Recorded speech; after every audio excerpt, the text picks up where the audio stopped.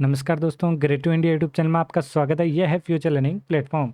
तो दोस्तों, आज अपने डेटा प्रोसेसिंग का जो टॉपिक रहने वाला है और आज हम जो क्वेश्चन करने वाले हैं एमएस एक्सेल के जो टॉप 15 एमसीक्यूज करने वाले हैं।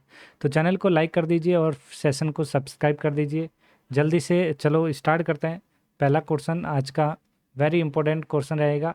सबसे पहला क्वेश्चन क्या कह रहा है, देखिए। Which of the following program enable you to calculate number related to row and column.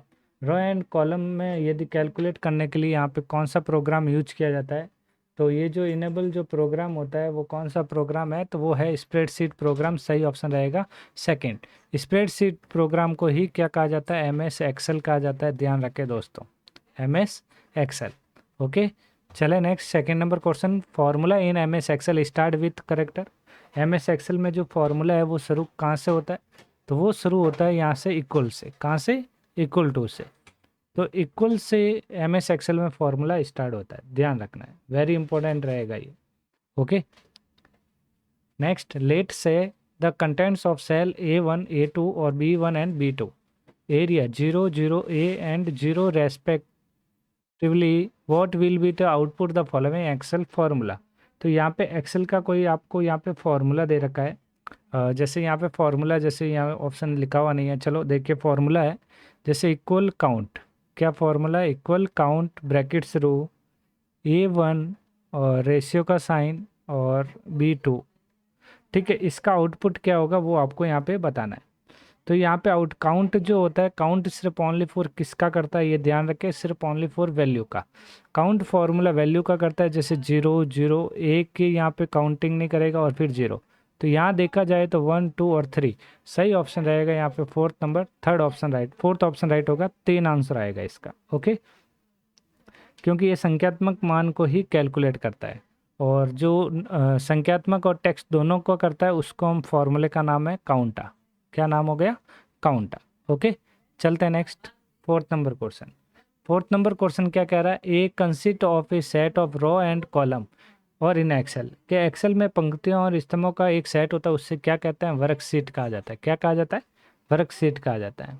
Okay, बताइए next. What is the address the second cell in, second cell बोला, जैसे ये कॉलम हो गया और ये रो हो गई। Second cell in an M S Excel worksheet considering cell numbering in row wise order.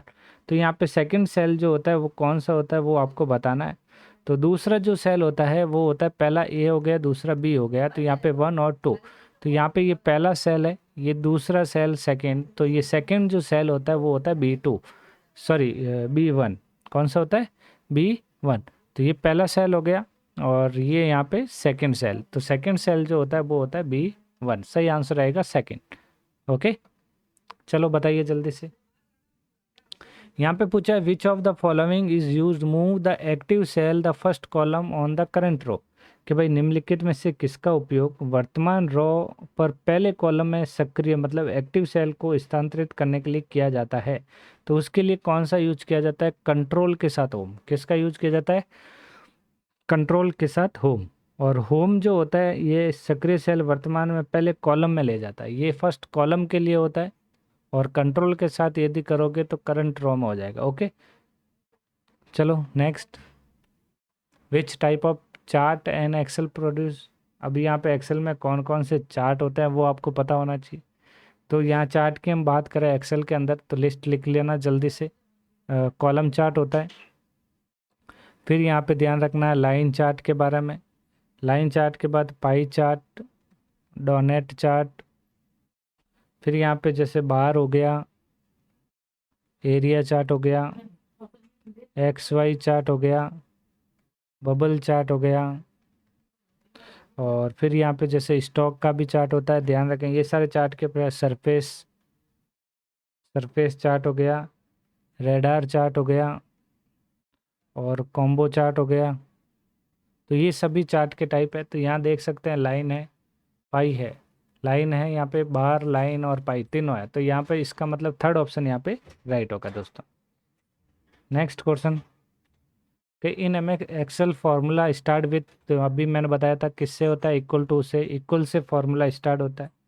Okay, next 9 number question.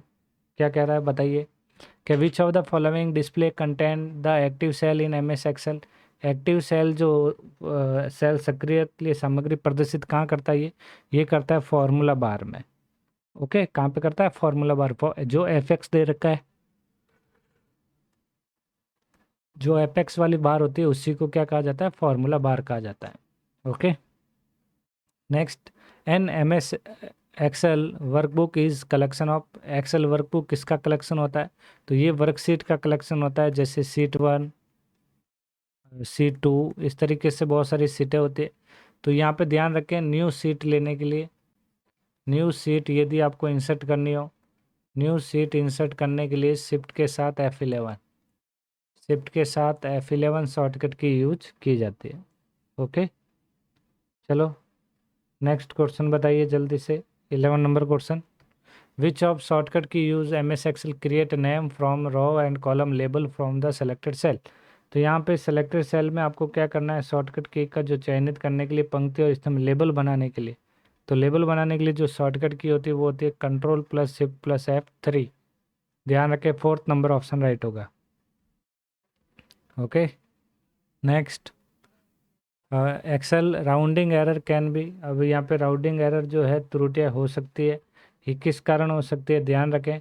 तो ये जब होता है जब वैन यूज़ द मल्टीप्लेक्सन डिवाइजेशन और एक्सप्लोटेशन इन ए फार्मूला। जब आप किसी सूत्र को गुणा भाग या घातांक का उपयोग करते हैं तब आप क्या कर सकते हैं, यहाँ पे इसमें त्रुटियाँ हो सकती है। तो सही ऑप्शन रहेगा फर्स्ट। जल्दी से बताइए नेक्स्ट, कि in M S Excel if you have worksheet with in data in column that you need to rotate to rearrange it in row, use the features। कौन सा फीचर्स यूज किया जाता है, तो यहाँ पे देखिए ये क्वेश्चन अपना वेरी इंपॉर्टेंट है। यहाँ पे कह रहा है कि वर्कशीट में data column that need rotate to rearrange करने के लिए किस रो में करने के लिए किसके हो सकता होती है, ट्रांसपोज। वेरी इंपॉर्टेंट है, सेकंड ऑप्शन राइट होगा transpose. Okay, what is the purpose function average in M S Excel. M S Excel में एवरेज फंक्शन का क्या उद्देश्य होता है, तो एवरेज फंक्शन का एवरेज निकालना होता है। ओके, तर्कों की सूची में मानों का औसत निकालना मतलब आर्ग्यूमेंट। तो it is return the average of the value in the list of argument. जो भी आर्ग्यूमेंट दे रखे हैं उसको एवरेज निकालना, जैसे 5, 5 +4 +4 +2। ठीक है, तो अभी यहाँ पे ये वैल्यू कितनी होगी, 1 2 3 और 4, तो इनकी टोटल जब हुई तो 16।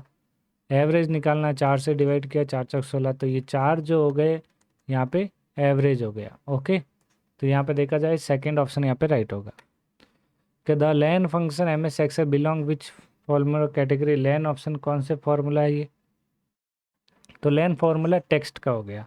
लेन जो होता है टेक्स्ट से रिलेटेड है, जैसे ये formula equal to len brackets row inverted comma में जैसे मैंने राजस्थान लिखा, फिर यहाँ इन्वर्टेड कॉमा, तो अब यहाँ लेन है ना, ये लेंथ बताएगा, ये टेक्स्ट बैग लेंथ बताएगा करेक्टर की, कितना हो गया 1 2 3 4 5 6 7 8 9। तो यहाँ पे टोटल 9 टेक्स्ट हो गए, यहाँ पे 9 करेक्टर है, तो आंसर यहाँ पे 9 होगा। ओके, लेन फंक्शन का यूज़ ये है, ध्यान रखें। ओके दोस्तों, तो ये थे अपने टॉप 15 एम एस एक्सेल के क्वेश्चन।